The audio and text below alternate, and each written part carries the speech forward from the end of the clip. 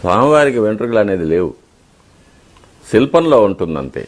శిల్పంలో ఉంది కానీ సహజమైన కేశములు అనేవి స్వామివారికి లేవు. ఇదే కాకుండా స్వామివారి దేహం మెత్తగా ఉంటుందని, స్వామివారికి చెమట పడుతుందని, స్వామివారి పాదాలు మెత్తగా ఉంటాయని కొన్ని విషయాలు భక్తుల మధ్య చలిస్తూ ఉంటాయి. కానీ భక్తులు ఒక విషయం తెలుసుకోవాలి, స్వామివారి యొక్క రూపం అప్రాకృతం అంటారు. అప్రాకృతం అంటే ప్రకృతికి సంబంధపడనిది అని. ఎందుకంటే ఆయనకు జన్మ లేదు, దేహం లేదు, మరణం లేదు, ఏమీ లేదు ఆయనకి.